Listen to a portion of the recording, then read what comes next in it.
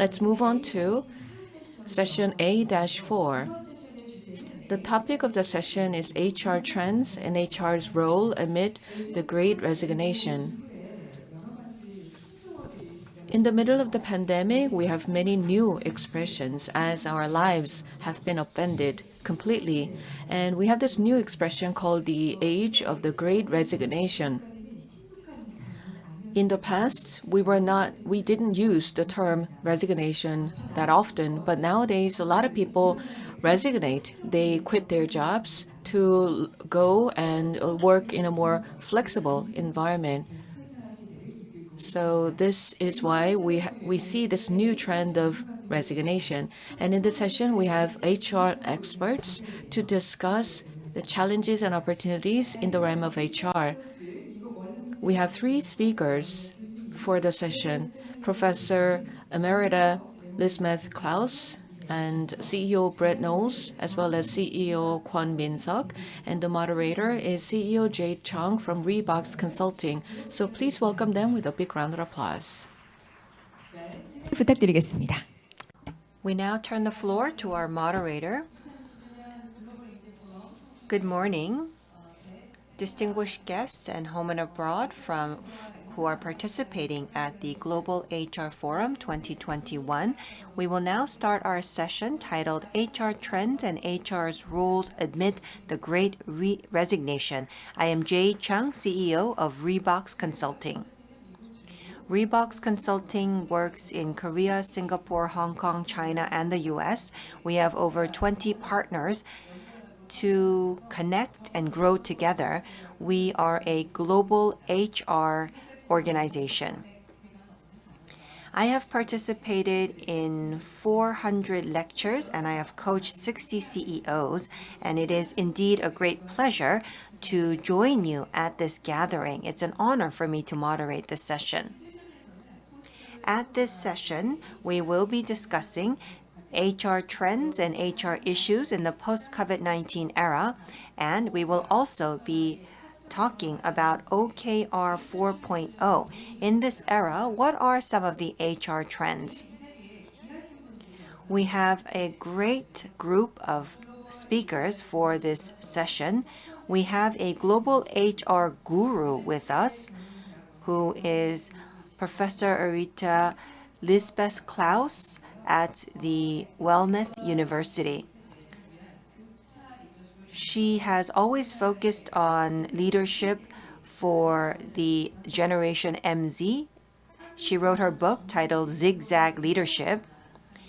She has written more than 100 papers on global HR, and she focuses on how talent around the world can work in global organization.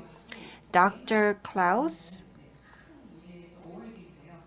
received a huge award called Award Emma, and she has always brought insights to global HR experts around the world. During this session, Dr. Claus will talk to us about the revolution in the work paradigm in Industrial Revolution 4.0. She will also talk about what we need to prepare for such an era. The second speaker is an expert in balanced scorecards and OKR, and he is a well-known expert. He is the CEO of HireBook, Mr. Brett Knowles. He wrote the book Measure What Matters, and he is the co-author to Scorecard. He became the lecturer who spoke on OKR the most at Harvard University, and he is a global expert on this issue. From '82, he has worked as an organizational expert, and he has consulted Fortune companies, and he has experienced various OKR successes and failures. During this session, based on his experience, he will talk to us about HR's role in creating successful organization in this era of great resignation. We have another expert with us. This expert has become a rising star in the startup scene, and we have CEO Kwon Min-seok of Lemon Base. He was the co-founder of Lead Books, and Mr. Kwon has created a SaaS-based lemon-based platform which enables real-time assessment. And he actually experienced pain points as an HR expert and has turned that into his business. Lemon Base is currently providing services to 1,000 Korean companies, and he has received 6.2 billion in investments. During this session, we will take a look at the HR role amidst the fast-changing environment. Continuous performance management is very difficult to do, and what are some of the pitfalls in the online plus offline world? Let us now start our presentation by Dr. Claus to talk about a transformation in the work paradigm. Please welcome her with a big round of applause. Thank you so very much for inviting me to be at the Global Forum. I really wish I could be there in person, but as you know, we are having a global pandemic, and that is a theme that is really revolutionizing what we are doing in HR. But I sure will put next year's conference on my agenda to get back to Seoul, Korea. There is a revolution. There is a revolution in the work paradigm, and we are finally becoming aware of it. What has been labeled the fourth industrial revolution has really been brewing for a decade or so, driven by three main factors: demography, technology, and globalization. We live longer, so we will have to work longer. There is a brave new world out there with artificial intelligence and information technology tools. And with regard to globalization, although we are globally connected, we still tend to act locally. Now, two crucible events have accelerated the development. The first one is the pandemic, and the second one is, as Mr. Woo Jung showed us in the previous session, is climate change. These events have really disrupted the world of work and the worker. But what are some of the talent management trends that we have been experiencing, at least in the last couple of years, or especially since the pandemic? I have been following as an academic very closely the various trends since the lockdown in March 2020, and I have identified about a dozen trends for which we have sufficient evidence. The first one is that the distributed workforce, remote and hybrid work, are here to stay, and that it's imperative for teams to work effectively in that environment. Employers also become more and more a social safety net for their workers. They're not only facing complex guidelines for safe in-person return to office work, but they now carry also a greater duty of care responsibility for the workers' mental health, their work-life integration, employability, career paths, and even their financial health. As was said in the introduction, we are also experiencing, at least in the United States, something called the Great Resignations, where employees are voluntarily leaving their jobs. As a response to the pandemic, people have been reevaluating the meaning of work. And it seems to be a worldwide phenomenon where 40% of the global workforce is considering leaving their employer.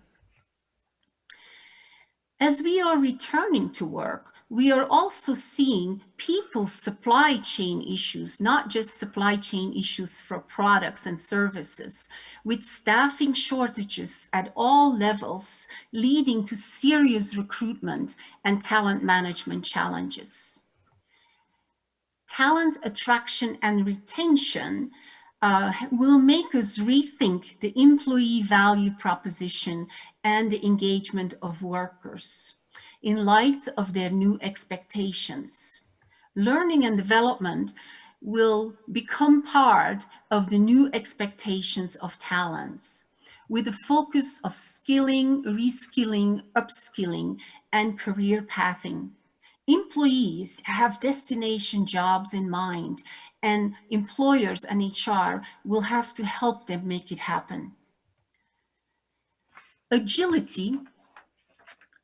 There's a need for companies to be more agile and adopt a more agile operational playbook.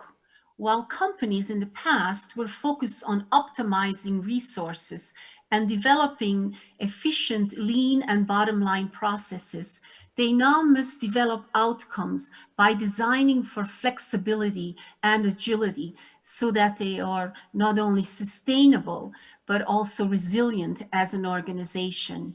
And HR too will need to adopt these practices.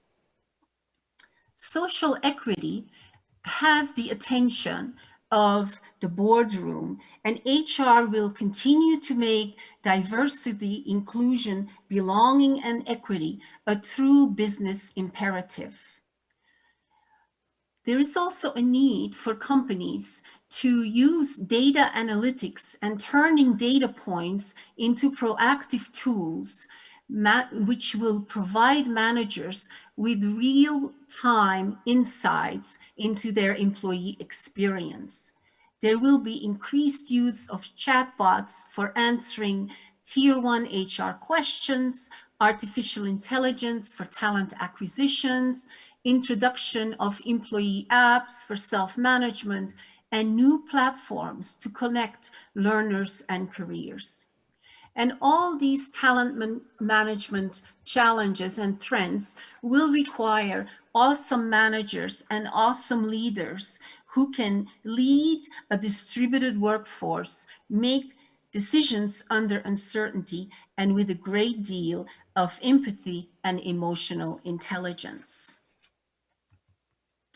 So, as we are hopeful for a post-pandemic new normal, it is imperative for HR to reflect whether the pandemic locks HR into the role of a first responder for the human enterprise, or if HR can become the chief creator of reinvented work and HR structures. As chief responder, HR is doomed to burn out without self-care. In a continued complex and uncertain environment, there is no best practice playbook to copy and adopt anymore. So we need to become a chief architecture or a chief creator. Actually, the Greek word for architect means creator. So HR must redraft its playbook under uncertainty, complexity, and constantly changing parameters. In our book, Zigzag HR, we put forth why the best HR is no longer HR. HR is in need of reinvention. For most established companies, this is difficult to do because traditional companies have legacy systems, including we in HR. We are suggesting that HR must zigzag toward a more progressive HR in terms of strategy, culture, and tools. So what is zigzag HR? It's a more robust and sustainable answer to a rapidly changing world of work. It is a mirror to organizations, employers, and HR. The central theme is that we need to rethink our current HR policies, practices, and procedures and explore new ways of doing things and rooted in action, because the workforce is evolving and so should HR. So what do we propose? We propose a framework to reinvent HR and make it more progressive, accompanied by a set of tools to experiment as if it were a sounding board for innovation. But we also believe that it's a good time to be in HR. The future of HR does not scare us, but zigzagging is the key to success. We must look to the outside to reinvent ourselves inside. HR must change to remain relevant, but that does not mean tabula rasa or getting rid of everything. We must continue to manage the present and keep what adds value, represented here by box 1. But we must also decide to stop certain things and abandon outdated frameworks, which is box 2. And finally, we must create a new future and innovate, or box 3. Let me give you some examples of what we must keep. We must do our core HR functions, but we must do them faster, smarter, and cheaper. We must be agile in our compliance role, as many new regulations are likely to be part of our future. And we must continue to focus on learning and development, even in these difficult times of the pandemics. But there are many things that abandon and stop doing. The list of things that we must start doing is endless, but we shouldn't be discouraged. HR is getting a new start in building the pieces of the new architecture. And that new architecture has a few critical success factors. It is flexible, it is agile, it is based on principle more than rules. It is customized. We make decisions under uncertainty, but rely on data analytics. We augment our technology. We use design thinking. We replace career ladders with lattices. And foremost, we focus on upskilling and reskilling the workforce and building engagement. In our book, Zigzag HR, we provide you with a clear roadmap and walk you through the 10 steps to move your organization from traditional to progressive HR. We also propose a new toolkit to rethink, retool, and reboot your HR with a focus on basic HR knowledge practitioners should gain in design thinking, agile management, behavioral economics, people analytics, and strategy. And as you can see, the last toolkit talks about OKRs to link our organizational goals to the individual performance of employees. And the following session will bring you one of the world's OKR gurus, Brett Knowles. Ultimately, it is people that are the most important piece of any organization's success. And who is better equipped to deal with that than HR? We must be ready to rise to the challenge. Zigzag HR is the result of the cooperation and professional friendship among women on 3 continents, Europe, North America, and Asia. We originally wrote the book in Dutch, subsequently translated it in English, and it is now available in Korean. We localized each version with examples from the 3 countries and the continents. And I'm especially grateful for the work of Dr. Jade Chung for augmenting the Korean version beyond a translation. We hope that you will enjoy the book, and I look forward to your feedback. Please connect with me on LinkedIn to continue the dialogue.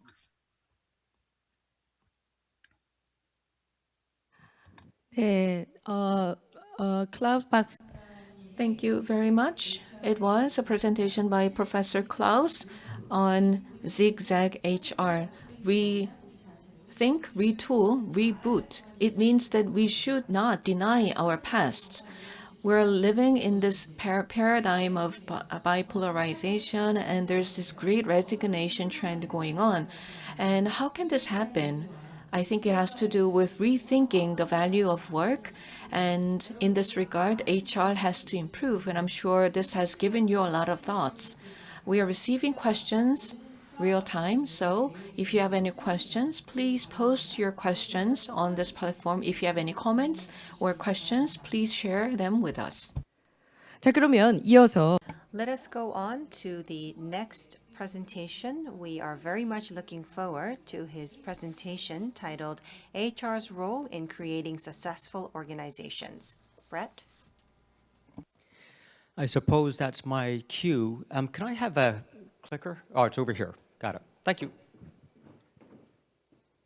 Great, thank you. So for those people in the audience, I'd like a show of hands. How many people are feeling some of the stress that Lisbeth just shared with us about your employees? Yes, many of us are feeling that way. And the issue is this. The issue is we've always had a challenge on how do we help human capital? How do we help people in the organization perform better? And this has been an ongoing trend. You know, what we need to do as leaders is somehow take the company strategy and deliver it through employees. And that sounds easy, but it's a challenge. And Lisbeth has shared with us some of those ideas, but I'd like to expand on that. And what we've found in an emerging trend in North America, but also we're now seeing it in Europe, and it's coming here in Asia, is if you think about it, your role in HR is to take the company strategy, and here I illustrate it with the standard, 4 pillars in a building and stuff, and translate that into what your organization needs to do. How do people, moment to moment, know what your strategy is? I'll give you an example. Maybe you're selling products, and your strategy might be, we're going to sell more products to our existing customers. But if people in your organization, if some of them are trying to sell the same products to new customers, then we begin working at cross purposes.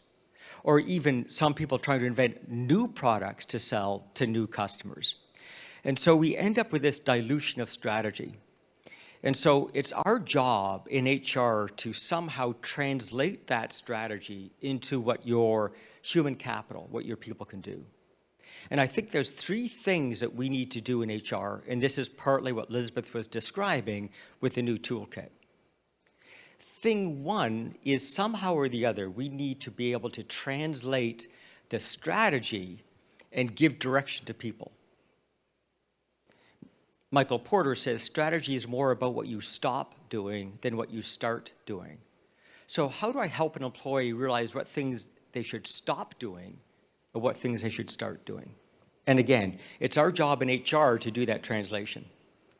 Secondly, we need to make sure that we give people the right resources, and that the right resources might be training, there might be job challenges, there might be more people, might be more money. But the issue is we need to be the advocate for the people in our organizations to make sure that they get these resources. And then the last part is we're a conduit. There's a 2-way street. Leadership needs to make sure that we're making progress, and the employees need to know that they're making progress and report that back to leadership. So you can see here in human resources, we play perhaps the single most important role in translating strategy into action. This is not a new challenge, and some of you might have learned about or practiced things like MBO, Management by Objectives, or the Balanced Scorecard, or other disciplines like, the 4 disciplines of execution, or OGSM. These are all techniques to help the organization translate its strategy down to the employees. And the emerging trend that I'm here to talk to you today about is called OKRs, Objectives and Key Results. And the principle is straightforward. In terms of satisfying these requirements of strategy, direction, resources, and progress, what we should be able to do is describe overall the organization's objective. So objectives talk about the outcomes. What is it that we're trying to achieve at the corporate level? And then once we know what that objective is, we should be able to identify what we call key results. So what would I see more of or less of as I work towards the objective? Now, it's important to note that key results are really just a fancy word for KPIs. We all have a gazillion KPIs. I often think of my car, right? The cars these days, man, they collect so much data, like literally 5,000 data points every minute as the car drives. Amongst all those KPIs, we've decided that there are 3 that are important for you as the driver to see. I get to see my speed, I get to see my gas level, and I get to see my tachometer, or RPM. So of the 5,000 KPIs, there are 3 key results we think you as the manager of the car need to track. So in your organizations, how is it we figure out what are those few key results that leadership needs to know about? And think of those key results as what you'd say to someone if you met them in the hallway. You know, remember back in the good old days when we were in the office and could walk down the hallway? So if you bumped into someone in the hallway, what evidence would you give them that you're making progress? Again, I know you've got 5,000 data points, but what are the 2 or 3 key results that would help anyone understand that you're making progress? Now, this sounds like a very simple mechanism, and it is. Every organization we go to already has objectives and already has key results. The trick is simplifying it to the point where literally you could write it on a piece of paper without a computer in front of you. And the idea is keep it simple. Instead of having 5,000, have 3 key results. And that's the essence of what we call OKRs, objectives and key results, OKR. The other thing we've noticed is about cadence. Back when I started teaching at Harvard, we used to write 5-year plans for our clients back in 1982. I can't imagine writing a 5-year plan. The uncertainty that we used to have 5 years, we now have out 1 year. In other words, my old 5-year plan is my 1-year plan. That means my old 1-year plan is now my 1-quarter plan. So the cadence of business is faster. And if you're not refreshing your strategy every quarter, you're going to lose because your competition is. And I used to have to work hard to convince people of that, but we've all lived through it last year, right? If you think about it, last year, your organization probably had a strategy in January and February. Suddenly in March, when we hit lockdown, we need a new strategy. We're in a different business. And then in April, when we began to figure out we could work from home, I'm in a new strategy. And then in June, when some European countries opened up, I'm in a new strategy. And in September, when they announced the vaccinations, we're in a new strategy. So many organizations changed their strategy 6 or 7 times last year. Waiting to have an annual strategy process no longer works. And you will be beaten by the competition if you wait that long to update your strategy. So the idea is this: what if we take that overall, the top level organizational objective and key results, and we take that, we'll call that sort of level 0. What we should be able to do is take that and to achieve each objective, build the drill down. What things do I need to do to make that happen?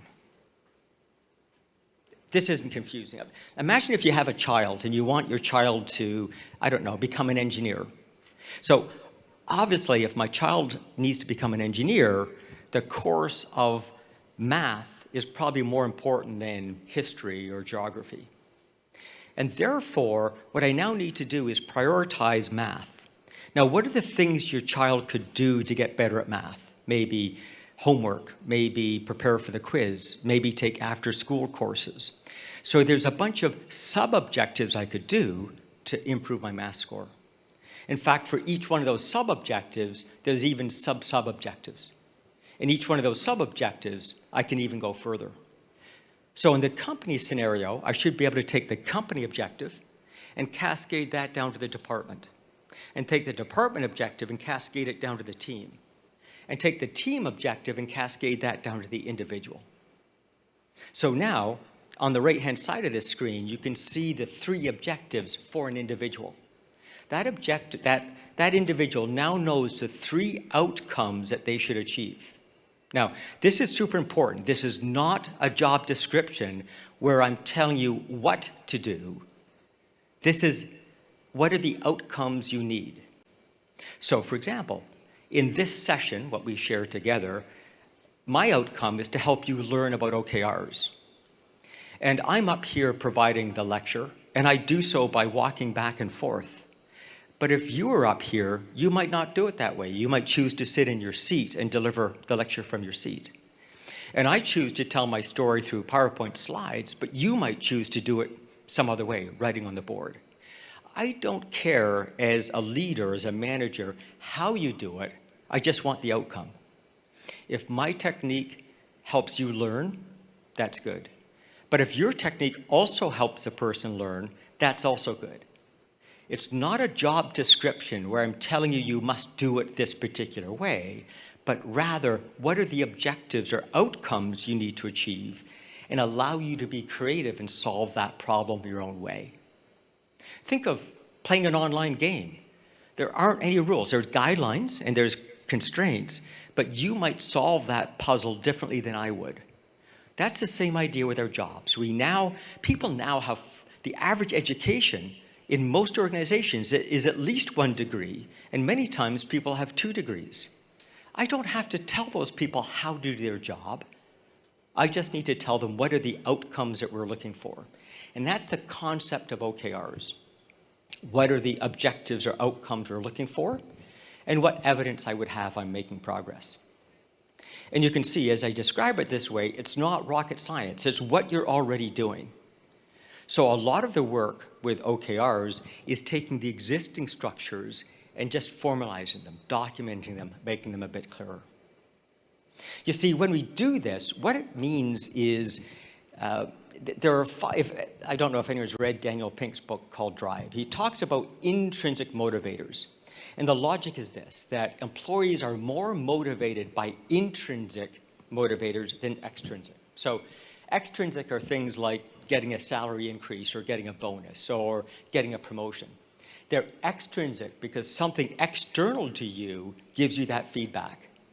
The dilemma is if you're living your life waiting for external feedback, you're at the mercy of the rest of the world. Intrinsic motivators are things that you feel yourself in your heart. So if you play a musical instrument, you do so because it makes you feel better. Or if you play a sport, you do it because it makes you feel better. Very few of us are going to be professional musicians or professional sports people or professional online gamers. They're intrinsic rewards. And our employees are looking for those same intrinsic rewards. In fact, I feel there's 5 intrinsic rewards that if we provide them to our employees, they will work and achieve more in our organizations. And the 5 are this: purpose. Number 1, purpose. People feel a need to be connected to the organization's higher purpose. And in fact, in North America and Europe, we're seeing more purpose-driven organizations, such as ones that are moving towards sustainability or contribution to society. People need to understand how the work they do ladders up to the success of the business. And so in that illustration in the background of this slide, you can see those 3 objectives from the individual ladder up to what they do to contribute to the team. And that ladders up to what they do for the department, and that ladders up to what they do for the company. So in this way, people see purpose. They understand how the good work they do leads to corporate success. Second, mastery. We all want to learn and get better at our jobs and tasks. And so we need to make sure as HR, we give people those learning opportunities. That's often a challenge because when things get tough, training and learning is one of the first things we tend to abandon. Third, and I feel most important, but that's my opinion, is progress. Employees need to see that they're making progress moment to moment. And that's tough to do. Back in the good old days when you're manufacturing something, you can see that you're making individual items. But these days, if I'm working in accounting and I'm just processing invoices or accounts payable, it's hard to see progress day to day. Wouldn't it be neat if each day, at the end of the day, you could see how much progress you made? Maybe that day you processed 3 invoices in 3 different currencies, and that you couldn't do that before, but now you've done it. Or you processed 10% more invoices today, whatever it might be. So, and this is particularly difficult in this new work from home world we're in. Employees don't get to see the progress they're making. They don't bump into their managers and have those conversations. We need to give that to people, and we need to give it to them on their smartphone. In other words, it's not some system I need to get to, but moment to moment, day to day, I can see the progress. Fourth is autonomy. We need to be able to solve our job problems using our own competencies and skills. Again, it's like online gaming. No one tells you how to solve that level of the puzzle. You get to keep practicing and using your own techniques until you've solved it, but you solve it your way. No different than my example of training. I train in a particular way, but you may choose to train in a different way so long as we achieve the same objective. And then finally, socialization. We feel a need to connect with each other. Humans are naturally social beings, and this work from home environment has isolated us. And in fact, the only contact we seem to have is through emails and Slack and Teams and WhatsApp. And we all know the rude behaviors that those encourage. So we need a way to break that barrier so that we can exist as social people, even in this work from home environment. And we need to change the context of work so we can talk about it. Right? You think of any professional sports team, the players are always talking to each other as they play the game. Yet we don't do that at work. We all have these private cubicles we work in, and if there's ever an operational issue, there's a private conversation between you and your leader, this one-on-one. That's not how sports teams work. We share abundantly. We know what each team is supposed to do. As you're trying to figure out my accent, it's Canadian. So I'm convinced that the world's greatest sport is hockey. And for hockey, there are only 3 lines. I've got goalie, defense, and forwards. That's it. Now what happens is, if I'm playing forward, I need to know what the defense department is supposed to do, and I also have to see how well they're doing it. Because if they're not doing their job, I need to skate back to help them. If they are doing their job, I can be more aggressive in my opponent's end. It's the same with our employees. We need to understand what our overall objective is, and what is marketing doing? What is sales doing? What is technical support doing? And how well they're doing their jobs, because that allows us to change how we go about doing our jobs. So the structure of an OKR is pretty straightforward. I'll give you an example from a customer support desk. It's just a verb, noun, key result, target, and date. So for customer support, right, they're the people you phone up when your software is broken and you can't post that invoice.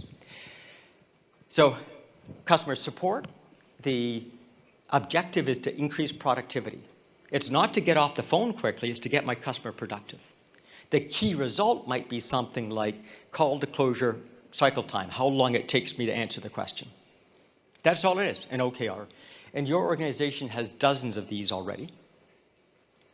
But I want to know a little bit more. I want to know each quarter what you expect to do. So you can see in this case, we're hoping in quarter 3 that a miracle happens. I'm going to reduce the support time in half. How am I going to do it?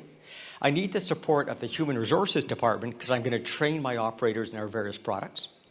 And I need support from IT because what I'm going to do is fix a phone system so that when you phone up, I know your phone number, therefore I know what products you have, therefore I can route it to an operator that's trained in your products.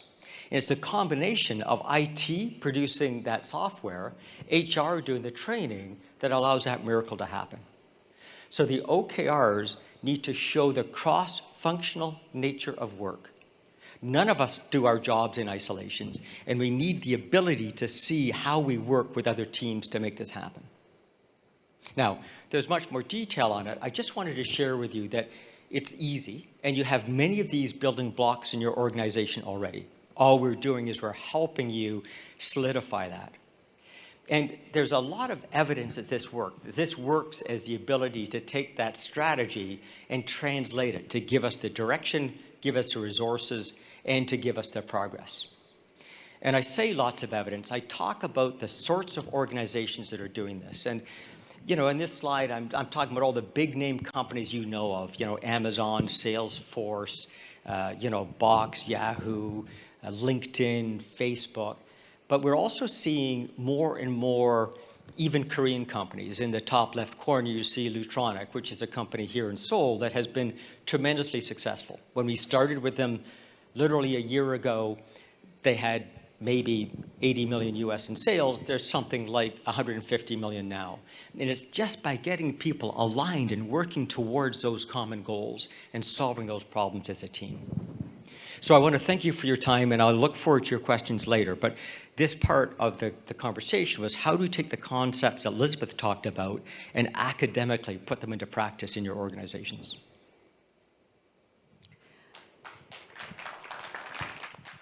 네, Thank you very much for your presentation. In this era of great resignation, we now are in a situation where strategies need to be changed 6 to 7 times a year.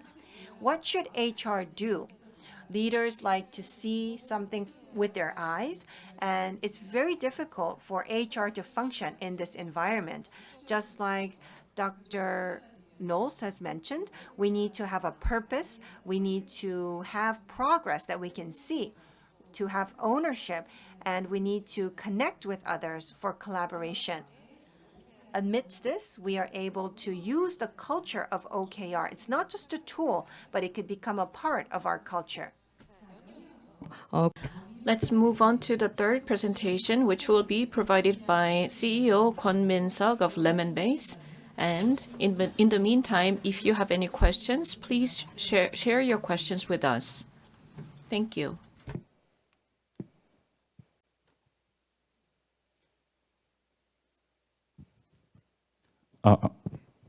안녕하세요. Hello, everyone. I am Kwon Min-seok, CEO of Lemonbase, that's providing software products for performance management. I'm very happy to be here. I am rather nervous standing on the stage because this is a very big event. The topic of the session is Great Resignation. Recently,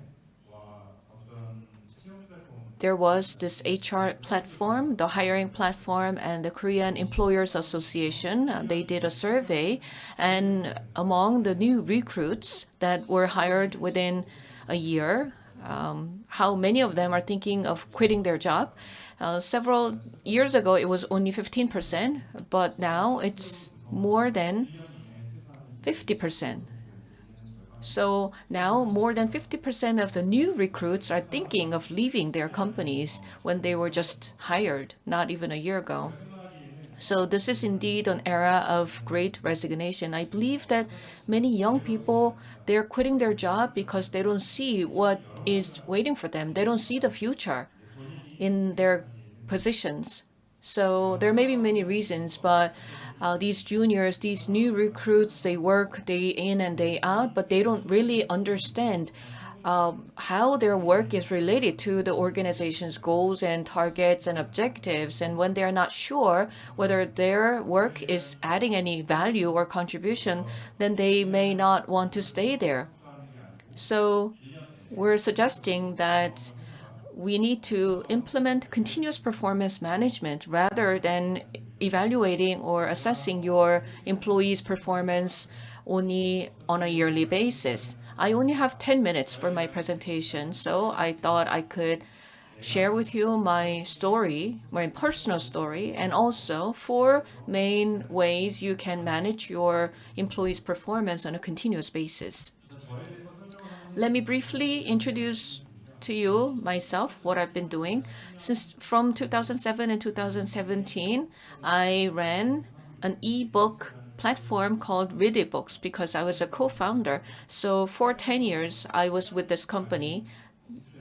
the three co-founders started in a very small office, but then we were able to increase the number of employees to 200. And I served as COO, head of product, head of device and contents database, and HR. So I had to wear multiple hats while I was with Ready Books. And this experience really helped me starting a new company called Lemonbase. And together with some other co-founders, we started this new company. We provide enterprise software service. It's basically a SaaS business model. We launched our business in April last year, and the growth rate is really fast, and we were able to get some funding this year as well. And many companies, including startups and large companies, are using our services in order to innovate their performance management process. And as per my co-founding team, you may have some questions because we used to work in the content platform business for 10 years. But what was the reason behind our decision to start this new company based on performance management? As you may know, startups were created, and startups are created in order to solve a problem. Likewise, our team saw a very important problem that we wanted to address. And we decided to do some brainstorming to identify what problems we need to solve or we want to solve. And it had to do with people because our company, the previous company, grew from 3 people to 200 people. And we had many issues and challenges as the organization was growing. There was mismatch between employee expectations and employer expectations, and there were many obstacles, and there are some areas where we didn't know how to address.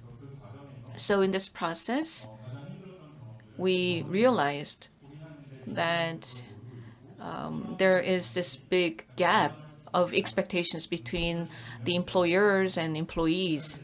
And if employees were considering quitting their job, they could have some conversation with their managers. But in the traditional organization, that was not easy. And there was lack of communication. And there were frequently asked questions as we were leading Ready Books before. And let me share with you some questions. First of all, many employees do not really understand how their work is related to the larger goals. And they would say, oh, I'm so busy with my work, but when I have to do a one-on-one conversation, I don't know what to say. And they would say, I have to evaluate my coworkers, but I don't remember what they did. And how can I evaluate them fairly? And then they would say, why are you giving you this feedback when I'm about to negotiate my wage? And also, there are a lot of these struggles that employees experience in their workplace. So for a company to grow in a healthy manner, we need to ensure that the company will grow together with the employees. And in order to do that, we should stay away from the traditional measurement of their performance on a regular basis, but rather we need to provide a framework for continuous performance management. So based on our experiences and insights, we came to this conclusion that continuous performance management is going to be very critical. And in order to prove our hypothesis, we conducted a lot of studies and we prepared for more than a year. We conducted more than 140 times of in-depth interviews, and we had interviews with more than 100 companies. Performance management is not an easy task. It has not just to do with the management architecture or HR architecture, but this is more about management issues, and it relates to many parts of the organization.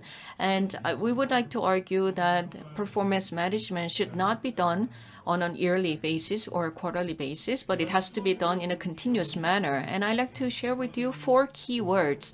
The first one is goal. Second, one-on-one meeting. Number 3, review, and number 4, feedback. So let me elaborate on each of them. First of all is the goal. In order to achieve continuous performance management, you need to share your goals in a clear manner.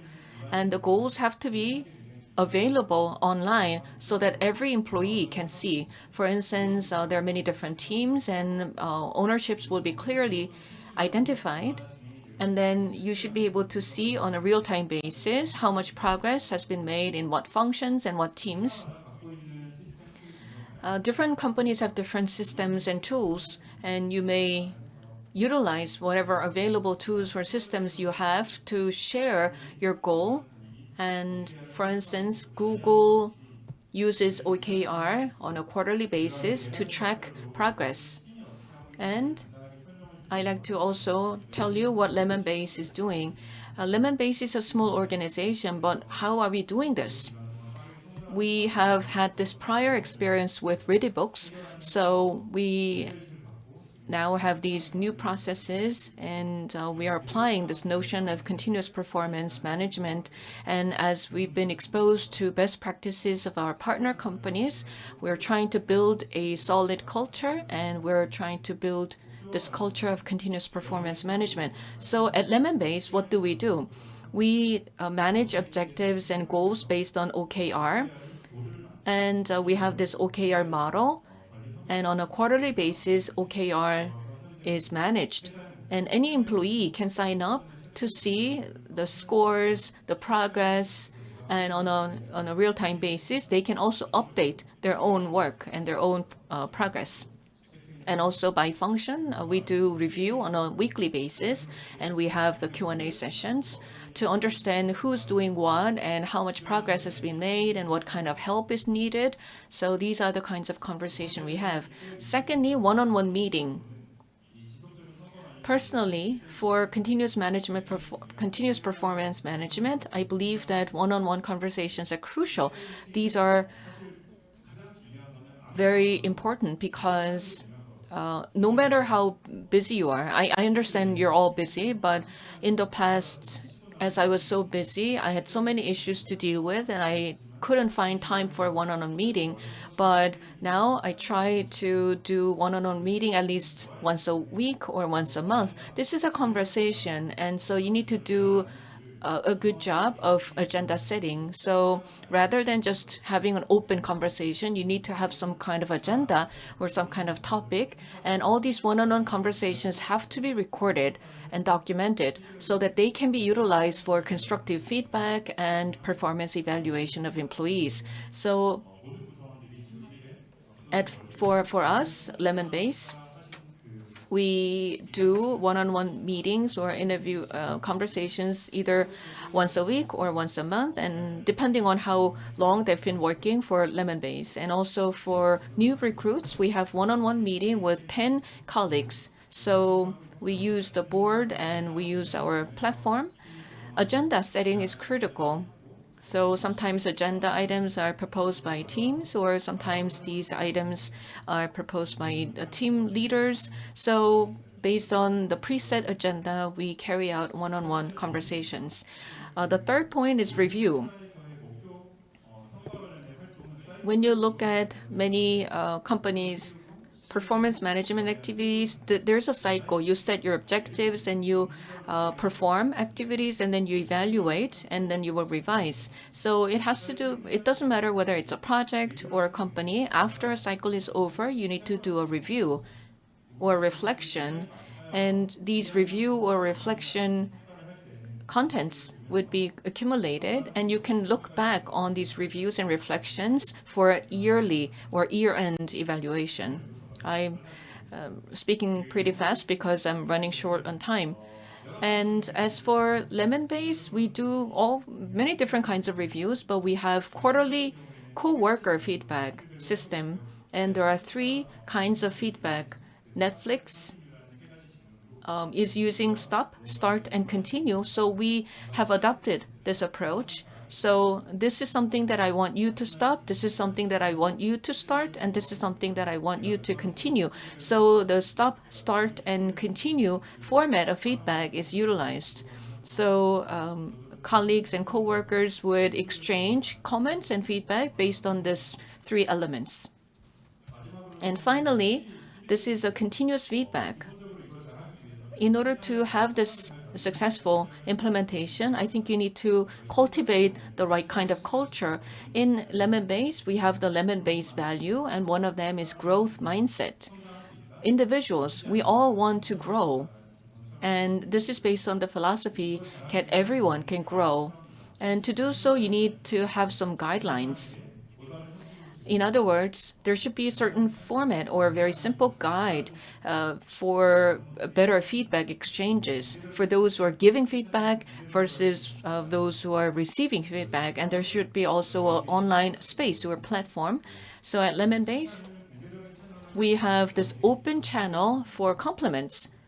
So we use Slack and Lemon Base, and the feedback would be provided immediately or through one-on-one conversations. And I think the format of feedback is very important as well. So we recommend SBI, situation, behavior, and impact. So there was the situation and there was this behavior and it had such and such impact. So these are the three elements that we encourage or recommend employees to use for feedback.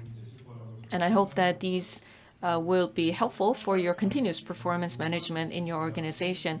You need to have both tools and knowledge.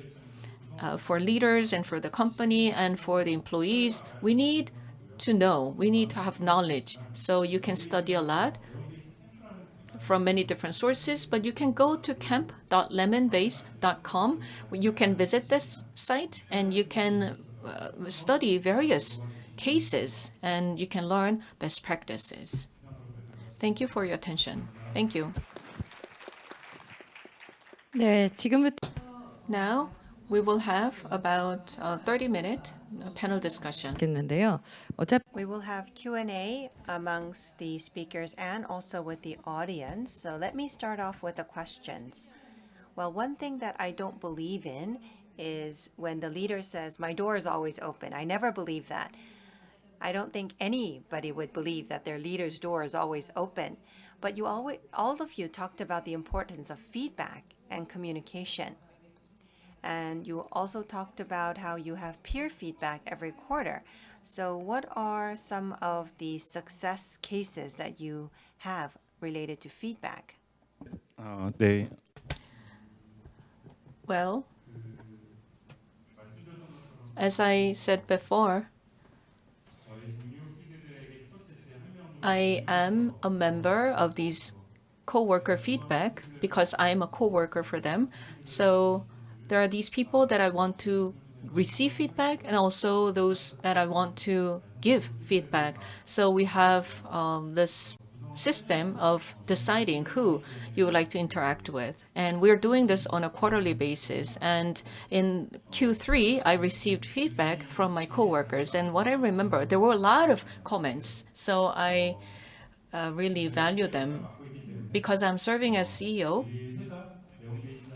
there are these comments from my employees about the direction, the vision, and strategies and goals of Lemon Base. And I thought that I tried to share them as much as possible. We have the meeting on a monthly basis and we have the goals available online. But what they expect or what they want is for me to have a one-on-one conversation and explain in detail what my organization is trying to do, what our organization is trying to achieve. So that was the kind of feedback that I received in the past quarter. I was getting more aware of that, and I thought that I had to spend more time sharing the company's vision and strategies and goals with the members. So starting from next week, I am going to schedule at least one-on-one meeting for 6 hours a week. I think that is the most memorable feedback. That's an interesting point.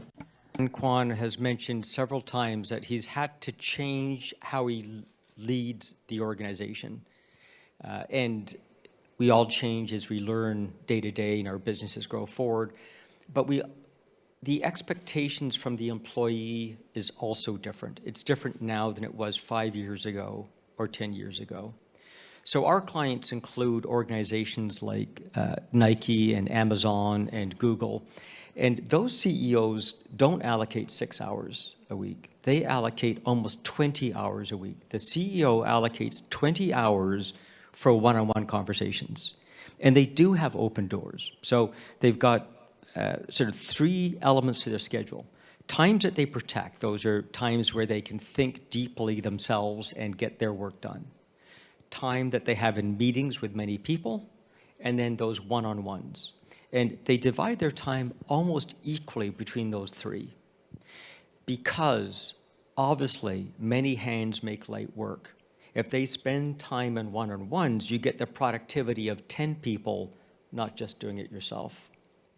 But it's tough for CEOs to give that control. When I say it's tough, I believe it's tough for the North American and European mindset. I believe it's not tough. I'm Canadian, and I think our culture is similar to yours in Korea, where we're humble and we're generous, and we recognize the strengths of those around us and our own personal weaknesses. So as a leader, if you can use that wisely, leverage the capabilities and skills of the people that work with you, they can cover your weaknesses and you can cover theirs. So I think that principle of allocating your time in those three buckets and cherishing and nurturing the strengths of those around you is super important. 네, 사실은 CEO가 Yes, that's very true.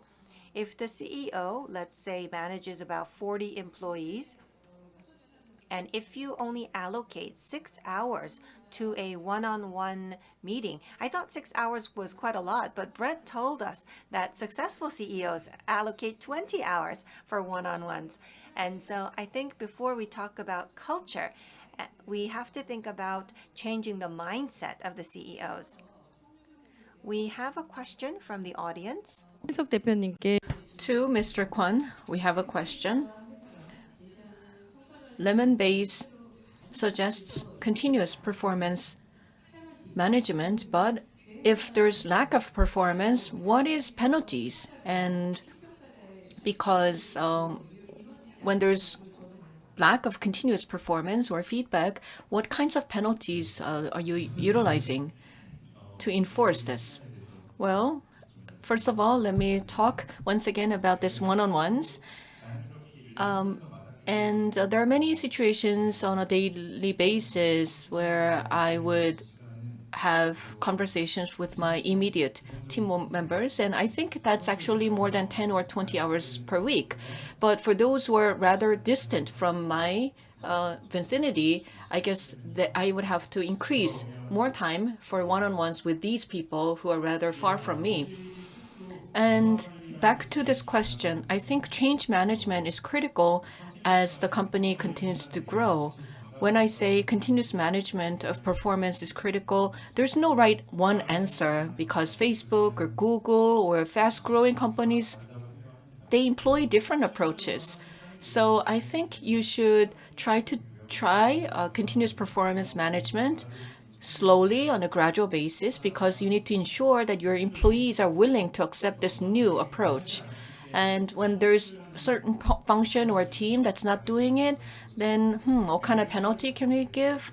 Well, our company is a small company, so I don't think it is about penalty or penalizing them, but it's more about nudging them and encouraging them and inspiring them so that they could follow this continuous performance management so we can have a culture. I think it is critical to build this culture, and you have to start small.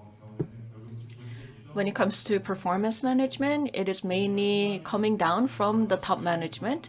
And let's say that the top management will introduce this new one-on-ones with the CEO. And this is a small step you can take.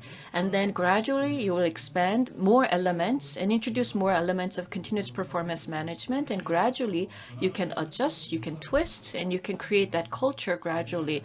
Then you would not need any penalty. Yes. As you said, good to great era has come to an end, I think. And now Professor Benjamin says, not perfect, but better. This is maybe more relevant these days. We make small successes and make gradual changes. Yeah, I want to take careful note of the word punishment in that question. In English, there's an expression that says the carrot and whip are meant for the ass in the middle. Good luck in translating that. But the idea is you'll never motivate someone by either trying to bribe them with better pay or beat them up because they're not performing well.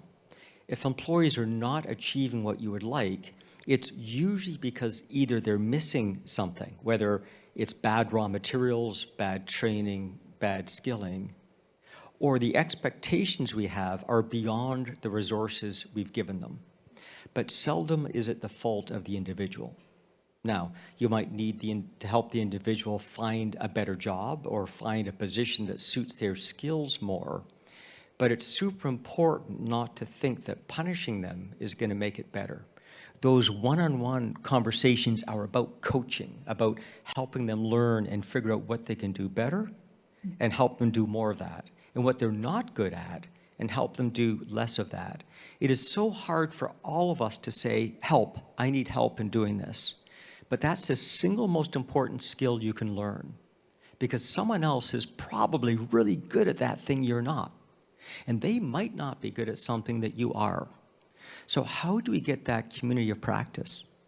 And whether it's a one-on-one or a team meeting, we need to work as a team to compensate for each other. And so that's why those meetings you have are so powerful, because you're coaching your friends, your coworkers to perform better. 네, 사실 당근과 채찍. Right. Yes, Into this please, Claus. The word punishment really makes me think about the old style of command and control management. And we need to invert that power pyramid.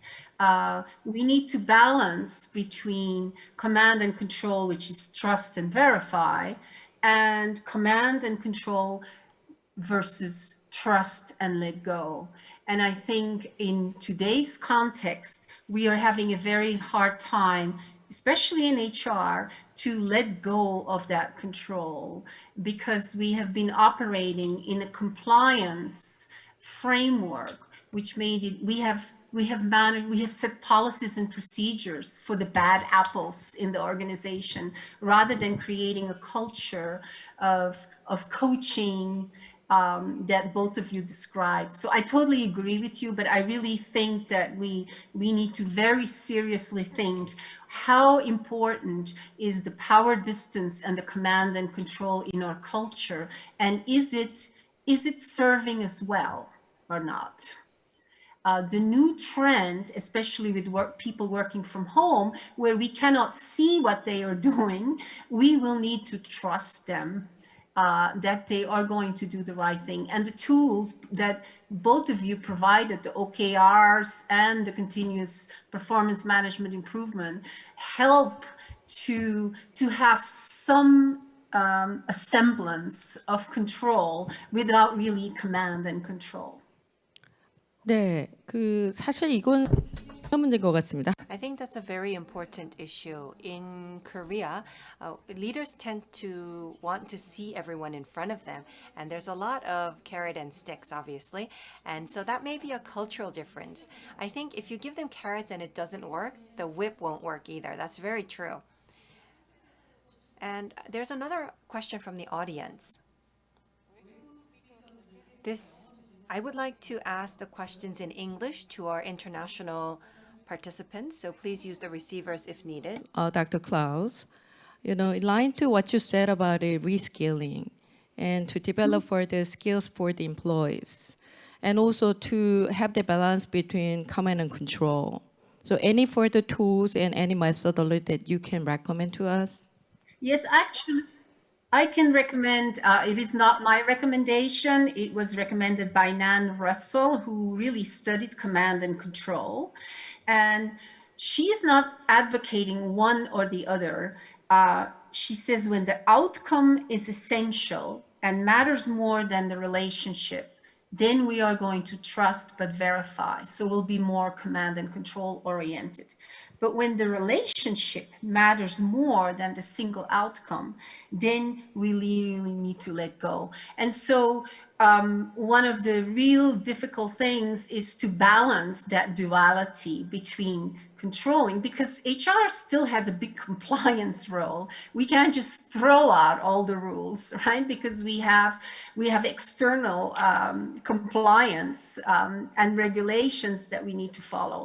But think about what is most important. Is it the relationship or is it the outcome? And so this leads us back to very, very important behavioral theories that many companies have adopted. Do I focus on production or do I focus on the relationship? Well, I have to focus on both at the same time and balance them. And tools like OKRs and tools like continuous performance improvement help us navigate that balance. Thank you, Lisbeth. I do have another question to Brad. So somebody just said, "Very thank you, to understand what OKR means." And then he or she believes that this is a really great tool. However, still we feel it's very difficult. So, how we gonna apply this tool in the most simple way?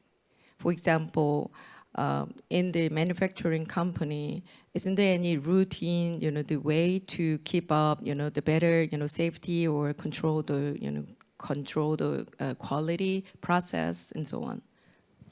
Well, and this actually levers a bit off of what Elizabeth just shared with us, and that is that we need to provide guidance to people, but not tell them what to do. I think of OKRs as almost like driving. Think of your car, right? We've all got the same dashboards in our car, but that doesn't mean we all drive the same way. So driving, I heard, is 20% technical and 80% social. So the technical part is how do you read the dashboard, how do you read the street signs, what's the lines on the road mean? And that part's easy. That's when you learn to drive, that was 2 days in a classroom. The tough part is the behavior that we're looking for when you drive.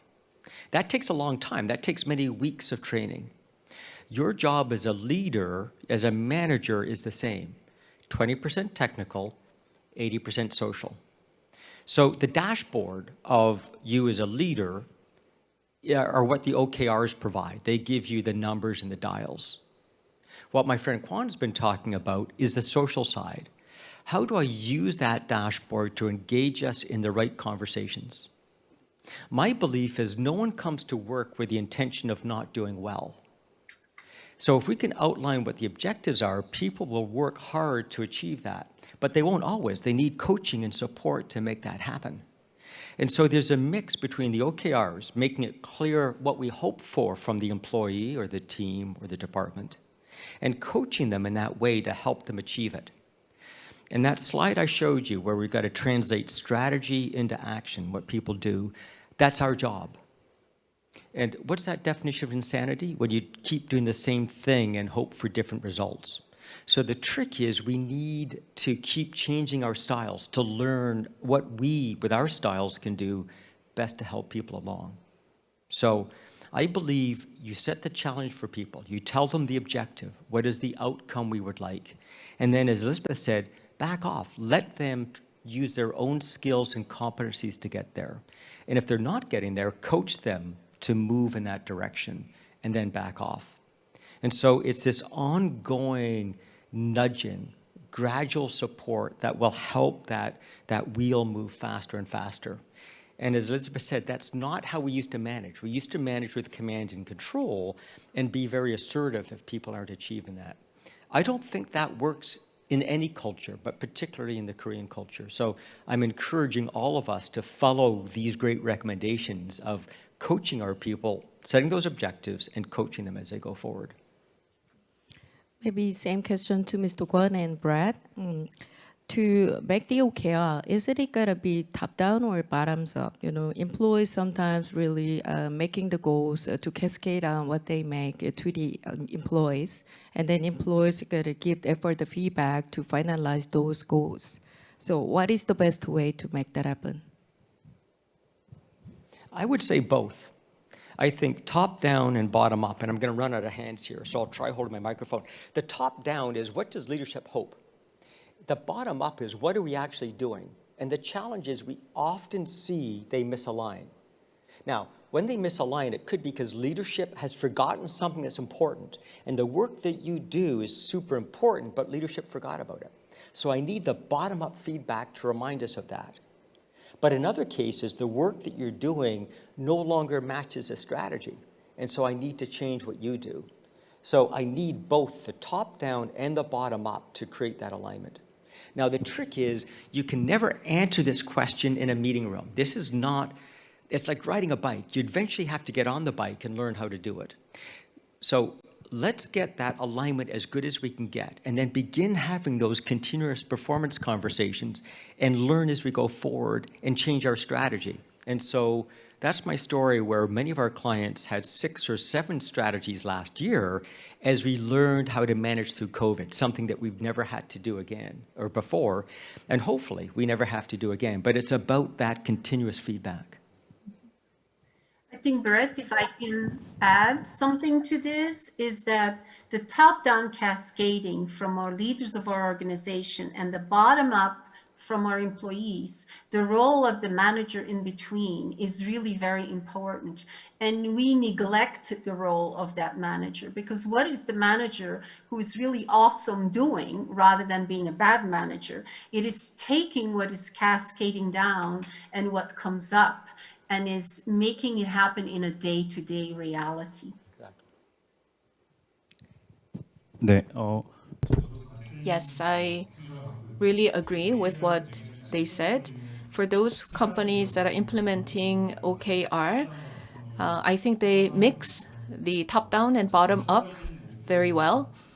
There are larger goals that need to be communicated from top to the bottom, because everyone has to look in the same direction. But when there is these top-down objectives, how can we communicate them more effectively and share with them?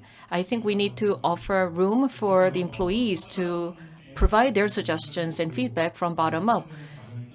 When the top-down decisions are made for visions and objectives, then the employees can suggest ideas to achieve this vision, achieve this goal. That will be the bottom-up approach. And then at the individual level, to build their capacity to achieve their given tasks, they may have one-on-one conversations with the middle managers. They will be able to stand in between them. So I think that there should be a lot of ping-pongs and exchanges from the top, between the top and the bottom. And there are many different approaches you can take. But when you do this successfully, then there will be a better sync or alignment between the two. Today's topic is HR trends and HR's roles amidst great resignation. And it seems that we continue to go back to trust, balance, and conversations and communication. I don't know if you can see the question on the screen.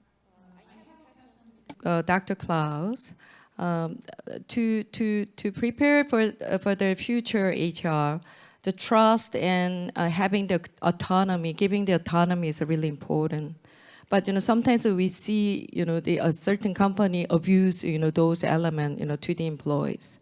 So that's why a company need to have more stronger command of control. So how we gonna make the balance to make that happen in the way?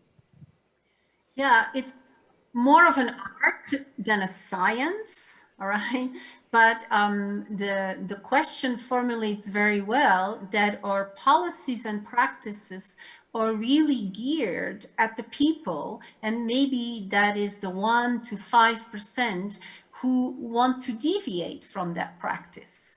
And the 95% of the people that really would follow that practice without any policies and procedure because of their motivation, their integrity, their competencies, have to live under the burden of that bureaucracy. And what that does to individuals, it does not allow them to give the best of themselves to the organization. Now, I don't have a very finite solution for this. I was brought up in my 50 years of work in a command and control environment, and I have to more and more learn every day to let go of that command and control. And it makes me very nervous. It gives me a lot of stress because that was the paradigm in which I operated and in which I was successful. But it is no longer the paradigm that will be successful for the future. Thank you. And also, I do have another question to you, and also the other rest of the speakers can give that answer. So our topic is about a great resignation. However, we still are in difficulties to retain employees. We sometimes listen one-on-one and we see the signal, who gonna leave the company, but it's too late when they made up their mind to leave the company. So how we gonna know more in advance, and how we gonna analyze those reasons why they, terminate the company? How we gonna prevent those, happening in the future? We've discovered that there's a lot of what we call leading indicators. So I'll give you some examples. In America, they don't have a centralized social healthcare system. So each employer offers a healthcare insurance for their employees. And what we've noticed is if an employee is about to leave, they'll often spend all their healthcare money. So I might allocate $2,000 to an employee, and within several weeks of them leaving, they'll spend all that money. They'll have their teeth whitened, they'll buy glasses, they'll have their hearing checked, and spend the money. So now, without surveying the customer, I know a month and ahead they're going to leave. But in fact, 2 months before they leave, we see their hours change. So maybe I have an employee that comes in early and stays late, and then suddenly they're not coming in early, and they are not leaving late. They're coming in on time, they're leaving on time. It's an indication they're unhappy. And I get that 2 months before they leave. In fact, what's really interesting is we discovered that with over 60% of people that are going to leave, in America, they change their LinkedIn profile. So they go to LinkedIn and they post on it, available for other opportunities. Now, the bosses, the leaders, the organization seldom looks at that, but we've developed a bot that looks and will feed back, because that's almost a 6-month warning. People will change their LinkedIn profile 6 months before they leave. In other words, in this era of abundant information, we often have leading indicators when those employees are unhappy.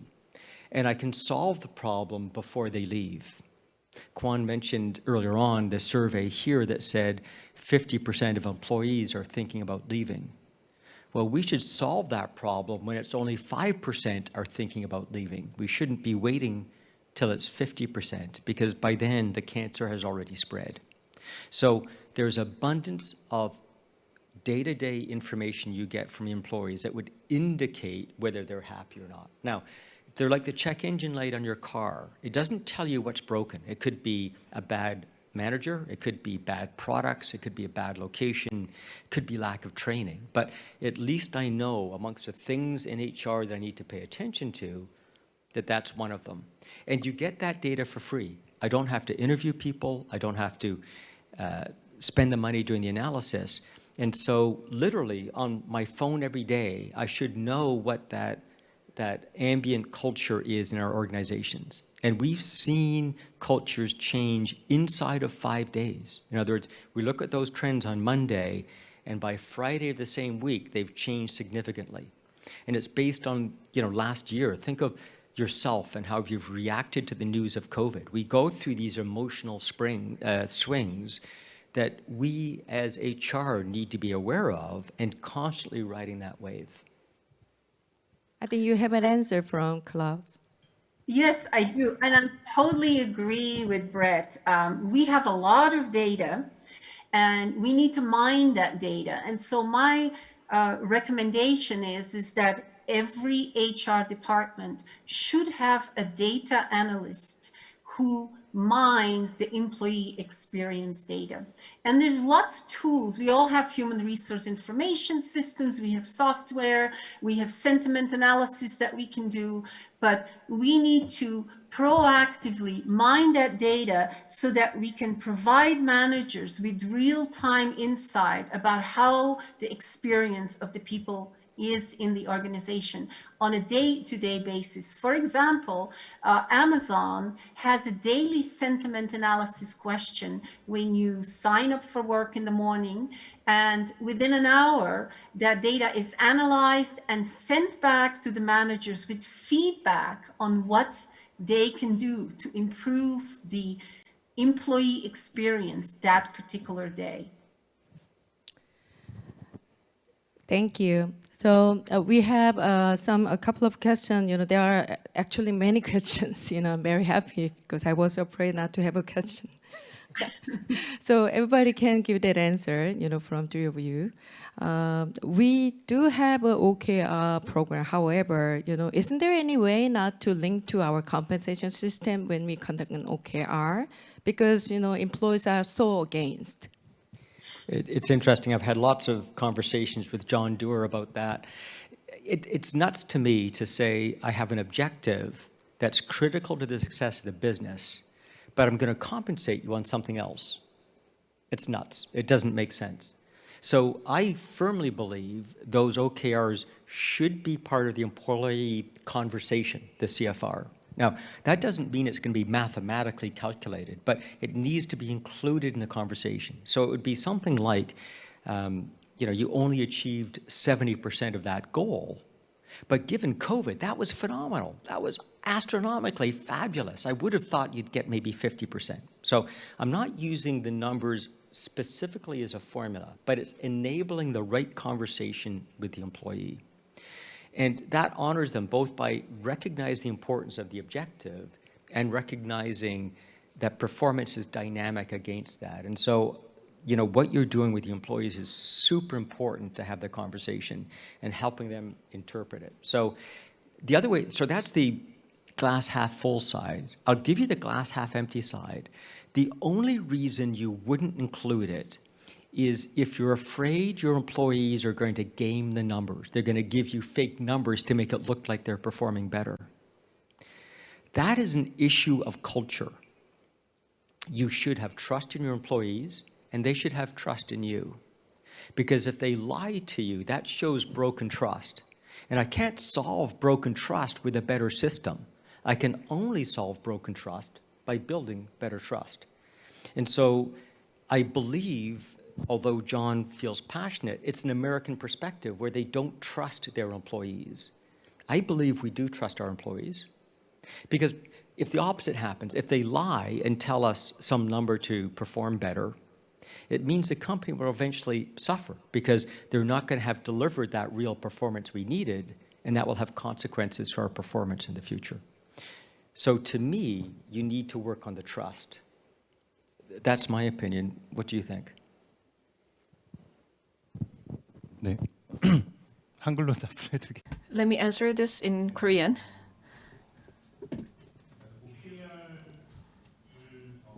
So OKR is introduced, let's say, in a company, and this company is managing the performance using OKR. This actually means that performance evaluation and compensation are connected, and this is the global trend because, as you mentioned, OKR, the reason why we're using OKR is because there are these higher objectives that have the probability of achieving this for the probability is 50% or 70%. Actually, OKR means that these goals may not be achieved at the end. So if we link OKR with compensation, then this may not be successful. So I think we need to divide them.